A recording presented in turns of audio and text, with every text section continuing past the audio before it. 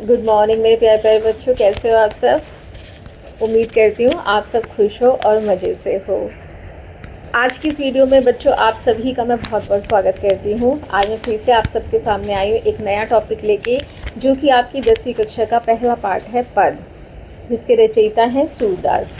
तो आज हम पढ़ेंगे सूरदास के पद, लेकिन इससे पहले करते हैं छोटी छोटी सी कुछ बातें। बेटा, इस पाठ के जो रचयिता सूरदास थे वो आंखों से बिल्कुल देख नहीं पाते थे, उन्हें कुछ भी दिखाई नहीं देता था, लेकिन वो श्री कृष्ण से इतना प्रेम करते थे कि मंदिर में रोज़ उनका जैसा श्रृंगार हुआ होता था वो हूबहू वैसा ही वर्णन कर देते थे। तो लोगों को विश्वास नहीं होता था कि एक व्यक्ति जिसे आंखों से बिल्कुल कुछ दिखाई नहीं देता, वो श्री कृष्ण का इतना बारीकी से वर्णन कैसे कर पाता है। तो एक दिन उन्होंने उनकी परीक्षा लेने की सोची। उन्होंने क्या किया कि श्री कृष्ण को नहलाया धुलाया और उन्हें बिना वस्त्रों के ही मंदिर में छोड़ दिया। अब फिर सूरदास से पूछते हैं, सूरदास बताओ आज हमारे कृष्णा कैसे लग रहे हैं। तो सूरदास ने भी मन की आंखों से अपने कृष्णा को देखा और बोला, क्या बात है, आज तो कृष्णा नंगे बैठे हैं। तो लोगों को विश्वास हो गया कि जब एक भक्त अपने आप को ईश्वर के चरणों में पूरी तरह समर्पित कर देता है तो ईश्वर भी उस भक्त का साथ नहीं छोड़ते हैं। वह व्यक्ति असंभव काम को भी संभव कर पाता है। बेटा, आपको पता है कि गोपियों का प्रेम किस तरीके का था श्री कृष्ण के प्रति। असल में जितनी भी गोपियाँ थी वो पूर्व जन्म के बड़े बड़े साधु ऋषि मुनि और तपस्वी थे, जिन्हें अपनी कड़ी कठोर तपस्या के बाद ये वरदान प्राप्त हुआ था कि ईश्वर जब भी मनुष्य रूप में धरती पर अवतरित होंगे तब उन्हें गोपियाँ बनकर उनके आसपास रहने का सौभाग्य प्राप्त होगा। तो वास्तव में वो गोपियाँ बड़े बड़े साधु ऋषि मुनि और तपस्वी थे, इसीलिए तो वो एक मिनट भी श्री कृष्ण के बिना रह नहीं पाते थे। उनका प्रेम, उनकी भक्ति थी। एक हमारे कवि हुए हैं रस खान, उनका प्रेम भी अद्भुत था श्री कृष्ण के लिए। वो ईश्वर से प्रार्थना करते हुए एक जगह कहते हैं कि हे ईश्वर, मुझे अगले जन्म में भले ही मनुष्य मत बनाना, चाहे तो मुझे पशु बना देना, पक्षी बना देना और पेड़ बना देना, और चाहे तो मुझे पत्थर तक बना देना, लेकिन मेरा जन्म वृंदावन में ही करना। क्यों? ताकि मैं हर समय श्री कृष्ण को अपने आसपास महसूस करूं। तो ऐसे ऐसे भक्त हुए हैं हमारे कृष्ण के। आज के समय में भी बेटा हमें ऐसे बहुत से भक्तगण मिल जाएंगे जो कि श्री कृष्ण से इतना प्रेम करते हैं कि उनका सोना, उठना, जागना, खाना पीना, चलना फिरना सब कुछ श्री कृष्ण के साथ ही होता है। उनका एक एक क्षण श्री कृष्ण के प्रति समर्पित होता है। तो ऐसे ऐसे प्रेमी रहे हमारे श्री कृष्ण के। इन पदों में भी हमें यही देखने को मिलेगा कि कैसा था गोपियों का प्रेम श्री कृष्ण के लिए, और क्या कोई ऐसा व्यक्ति भी हो पाया कि जो श्री कृष्ण के आसपास रहा और फिर भी वो उनसे प्रेम नहीं कर पाया, और किस तरीके की रही श्री कृष्ण की लीलाएं। तो हम शुरू करते हैं पद पढ़ना।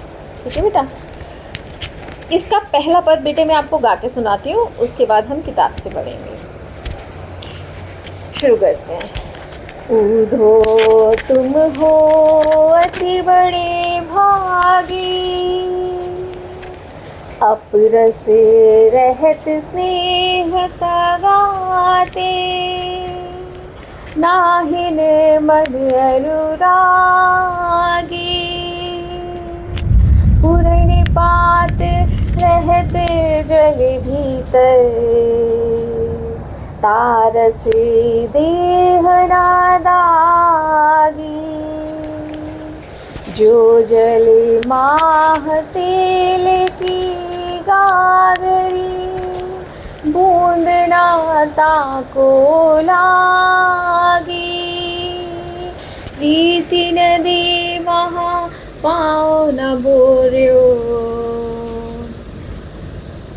दृष्टि न रूप परागी, सूर्यदास अबला हम बोरी, गुर चाटी जो पागी, उधो तुम हो अति बड़े भागी।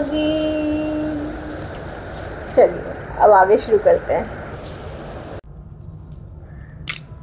बेटा ये है पद, और इसका मैंने शब्दार्थ पहले ही लिख लिए हैं। ये जैसे जैसे पद में आते जाएंगे मैं आपको समझाती जाऊंगी, ठीक है बेटे।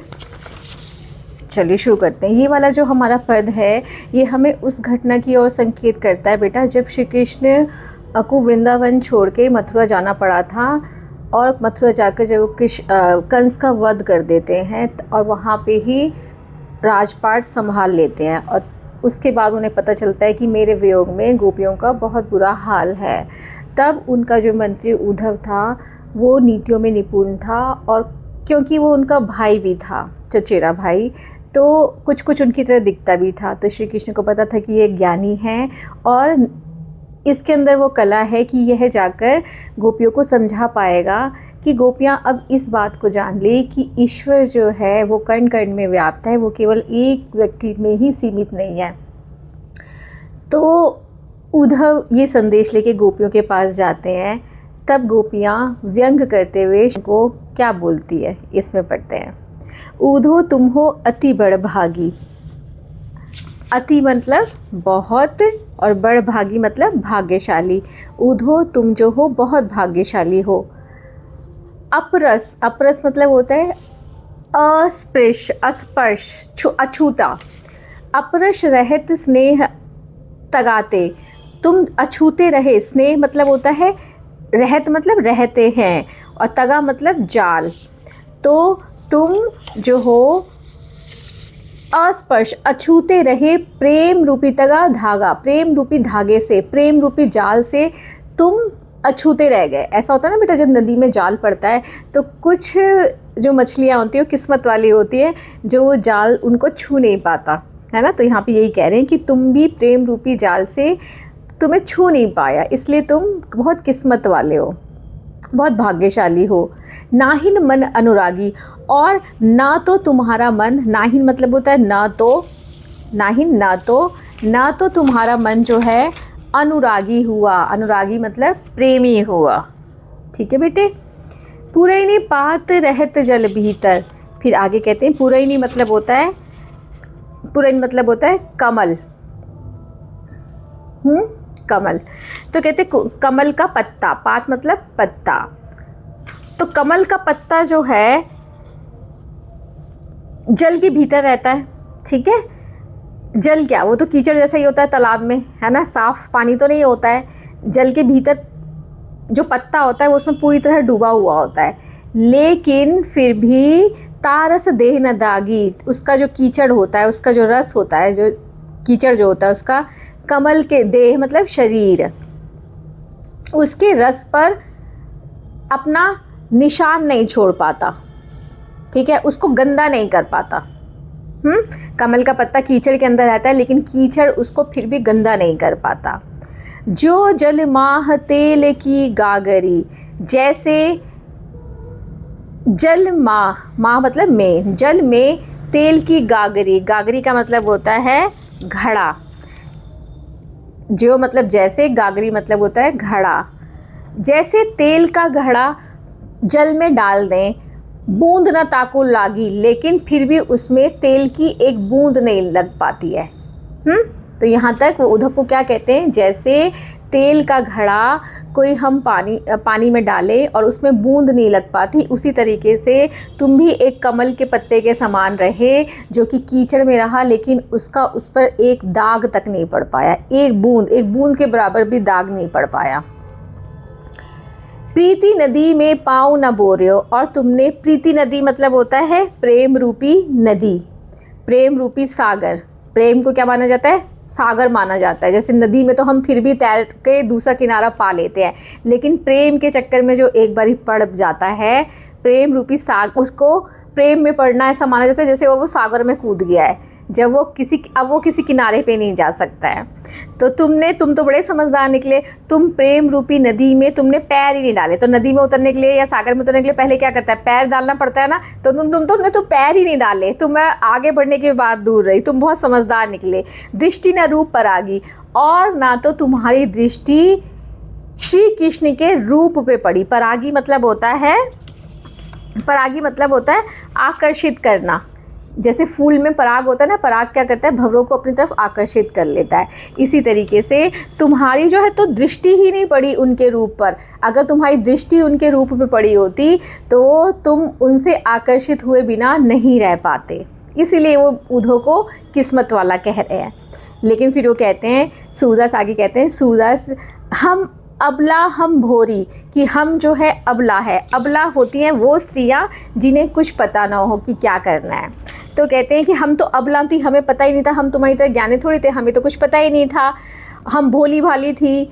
गुड़ चांटी जो पागी, और हम जैसे गुड़ और चींटी का साथ होता है उसी तरह हम उनके प्रेम में पागल बन बैठी। जैसे चींटी गुड़ को नहीं छोड़ती है, वैसी अब हम उनको छोड़ नहीं पा रही, उनको नहीं भूल पा रही। ठीक है बेटा, मैंने देखो बेटा इसकी मैं एक तस्वीर भी दिखाती हूँ आपको। यहाँ पे जो श्री कृष्ण थे, वो उद्धव जो थे, उन्होंने अपने आप श्री कृष्ण को उन्हीं के रूप में बनाकर भेजा था, पीले कपड़े पहना के, और कुछ साज श्रृंगार भी श्री कृष्ण की तरह किया था, और वो कुछ लगते भी वैसे ही थे। तो गोपियों को एक बार के लिए धोखा भी हो जाता है कि श्री कृष्ण आए हैं क्या, लेकिन नहीं, फिर जब गौर से देखते हैं कि नहीं, ये तो उनका भाई है जो हमें समझाने आया है कि हम श्री कृष्ण को भूल जाएं। अब गोपियों को देखो, गोपियों की क्या दशा हो रही है, वो सब रो रही है, उदास है। और एक बात है, देखो गोपियाँ इनकी तरफ पीठ करके बैठी है, क्योंकि वो श्री कृष्ण के अलावा किसी को देखती भी नहीं थी। ठीक है, वो किसी और पुरुष से, वो तो श्री कृष्ण धोखा समझ के ये कृष्ण रूप बना के आए थे, तो इसलिए धोखे से इनसे बात कर बैठी। लेकिन जब उन्हें पता चला कि वो कृष्ण है ही नहीं, तो उन्होंने देखो वो दूर ही बैठी है, उनकी तरफ देख भी नहीं रही है और उदास है। और अपने आप वो कह रही हैं कि तुम पत्ते की तरह रहे, चिकने रहे, जो कि तुम्हें एक कीचड़ का एक दाग नहीं पड़ पाया। कमल का पत्ता कीचड़ में डूबा रहता है, लेकिन फिर भी वो बिल्कुल साफ़ सुथरा रहता है। और तुम तेल के घड़ा, जैसे तेल का घड़ा पानी में डाल दो, उसमें तेल की एक बूंद नहीं पड़ पाती। इस तरह से कुछ उन्होंने वर्णन किया और कह रहे कि अपने आप को क्या बताया है, जैसे गुड़ पर चींटियाँ चिपक जाती है, हम भी श्री कृष्ण के प्रेम में ऐसे रहे कि हम जो है उनसे अब दूर नहीं हो सकते, जैसे चींटी गुड़ से दूर नहीं हो सकती है। ठीक है बेटे, समझे? आगे बढ़ते हैं।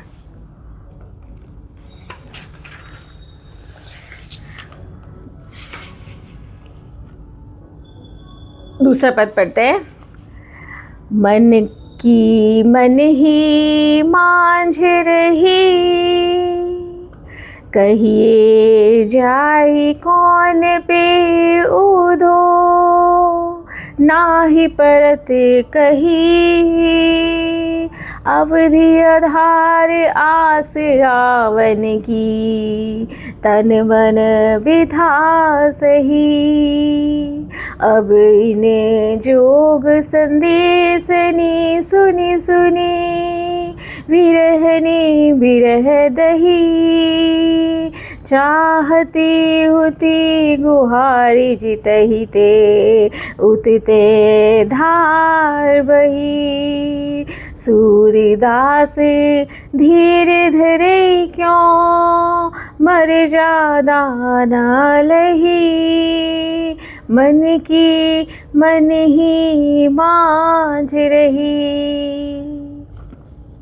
बेटा अब यहाँ पे क्या कह रही हैं गोपियाँ, कि हम जो गोपियाँ थी वो अपने मन में जो भी दुख था, ठीक है, अपने दुखों को हम खुद ही कम करने, मांझना होता है साफ़ करना, ठीक है, दाग हटाना, गंदगी मिटाना।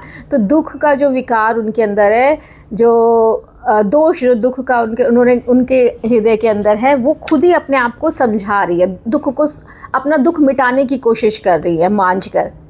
ठीक है बेटा, कहिए जाई कौन पे ऊधो, वो कहते हैं कि ऊधो हम किससे जाकर कहें, किस व्यक्ति से हम जाके कहें, कोई भी नहीं है, ना ही परत कही, हमसे किसी से अपनी बात कही नहीं जाती, अपने दिल की बातें कही नहीं जाती। अवधि आधार आस आवन की, अवधि मतलब होता है बेटा निश्चित समय, अवधि का मतलब होता है निश्चित समय। जैसे कि आपका एग्ज़ाम होता है 2-3 घंटे का होता है, ठीक है, तो 3 घंटे का आपको एक निश्चित समय होता है कि आपको उतने टाइम में करना है, उसके बाद वो समय निकल जाता है।